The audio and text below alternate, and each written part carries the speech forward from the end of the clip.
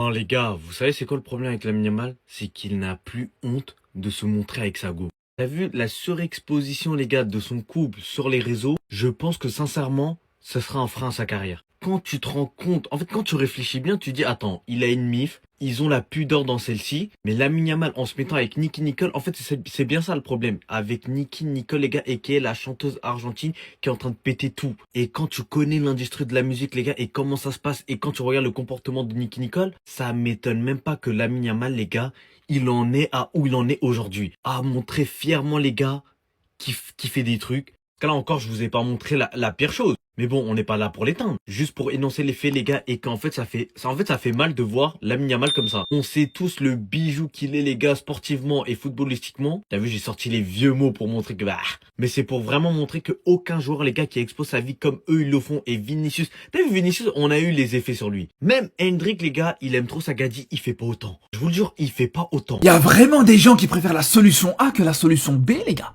Mais moi, je vous le dis, les frères.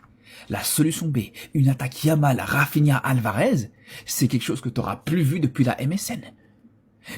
Une attaque pareille, tu détruis l'Europe. C'est aussi simple que ça, les gars. Alors, je dis pas que Alvarez est meilleur qu'Haaland. Voilà, c'est pas ça la question.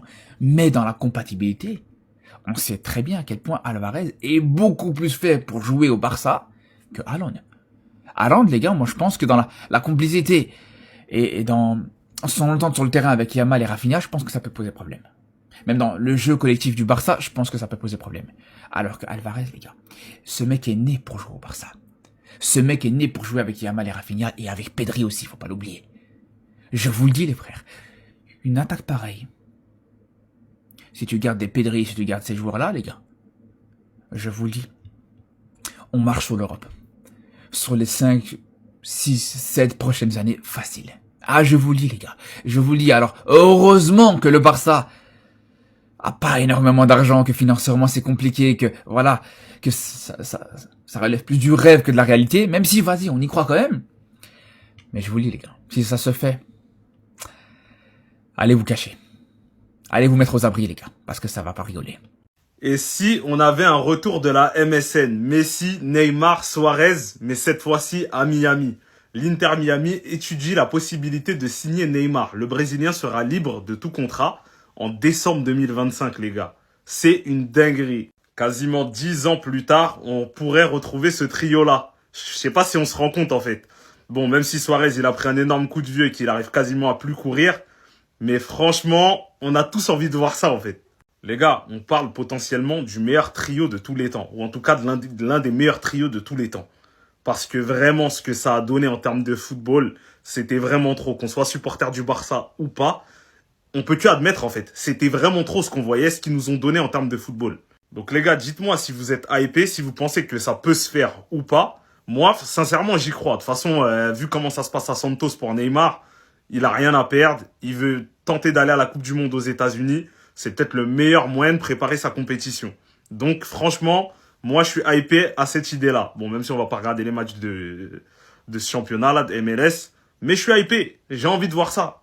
Les actus mercato du dimanche 12 octobre, c'est parti. On commence tout d'abord avec Eduardo Camavinga et on apprend aujourd'hui que Liverpool envisage de recruter le milieu de terrain français du Real Madrid. À noter que Liverpool a un plan B, également un plan C en cas de non-arrivée bien sûr de Camavinga. Le plan B serait Carlos Baleba, joueur de Brighton, et le plan C serait Adam Wharton, joueur de Crystal Palace.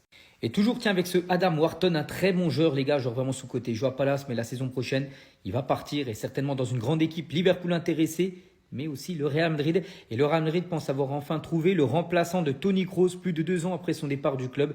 Les gens espagnols considèrent Adam Wharton comme le successeur tant attendu de Toni Kroos au milieu de terrain, avec sa capacité à dicter sans effort le rythme bien sûr des matchs de foot. Et on finit aujourd'hui avec une petite info concernant Gonzalo Garcia, attaquant du Real Madrid qui a beaucoup joué, souvenez-vous, pendant la Coupe du Monde des clubs quand Mbappé était forfait. Donc là, il joue beaucoup moins. Mais bon, ce joueur pourrait partir dès l'hiver prochain, en janvier, les gars. Et ce sera un prêt, et peut-être du côté du Betis Séville, comme ça, il resterait du côté du championnat espagnol. La légende du Paris Saint-Germain, Edinson Cavani, on a l'impression qu'il ne veut plus entendre parler du PSG. Pourquoi les gars? Parce que le PSG a invité quand même Cavani à revenir au Parc des Princes pour faire ses adieux. Il n'a jamais eu d'adieu, voilà Cavani du côté du Parc. Mais l'Uruguayen n'a jamais donné suite à cette proposition depuis plusieurs années. Donc le PSG l'a encore relancé là, dernièrement. Il a encore refusé, enfin, c'est pas qu'il a refusé, c'est qu'il ne répond pas. Donc s'il ne répond pas, c'est-à-dire en gros qu'il ne veut pas d'adieu de la part de Paris. Voici le programme pour cette nouvelle semaine pour les joueurs du Paris Saint-Germain. Donc hier et aujourd'hui, dimanche, est un jour off. Ça sera la même chose les gars demain. De nouveau jour de repos pour les joueurs non convoqués. Bien sûr en sélection. Donc reprise de l'entraînement mardi, mercredi, jeudi. Vendredi, match au Parc des Princes. Le PSG reçoit Strasbourg à 20h45. Samedi, entraînement. Dimanche, repos. Lundi prochain, entraînement. Et mardi prochain, le mardi 21 octobre, les gars, déplacement Bayer Leverkusen en Champions League. Et à noter les gars, et ça c'est plutôt une très très bonne nouvelle, le meilleur joueur du monde, donc Ousmane Dembélé, sauf retournement de situation, Dembélé devrait bien être disponible pour le match vendredi prochain entre Paris et Strasbourg. Et pour finir avec un Ousmane Dembélé, donc il a été revalorisé les gars sur Transfermarkt et sa valeur actuelle les gars, il coûtera actuellement 100 millions d'euros sur le marché des transferts. Les gars, vous avez vu, ces deux-là, ils ne se lâchent jamais. D'habitude, c'est Alba pour Messi. Mais parfois, Messi décide d'inverser les rôles et regardez les caviars qu'il donne à Alba. Des passes de 50 mètres qui le mettent tout de suite face au but. Un lob au gardien et c'est plié. Ce duo-là, il va vraiment nous manquer. Lionel Messi, Jordi Alba, Lionel Messi. Caviar sur caviar, amitié sur amitié. Celui qui touchait Messi, il avait Alba sur ses côtes. Celui qui touchait Alba, il avait Messi sur ses côtes. Hier, Messi nous a encore régalé, pendant que les opposants ratent des pénaltys importants dans les éliminatoires de qualification de Coupe du Monde. Voici pourquoi c'est le GOAT ultime. Messi lui avait déjà déclaré sa flamme lors d'un message lorsqu'Alba avait annoncé son départ à la fin de la saison. Messi lui avait dit « Frérot, tu vas me manquer, qui est-ce qui va me faire des passes maintenant ?» Mais en attendant, Messi s'est dit « Bon, je vais inverser un peu le truc et je vais le régaler juste avant qu'il parte. » C'est aussi ça les belles amitiés dans le football.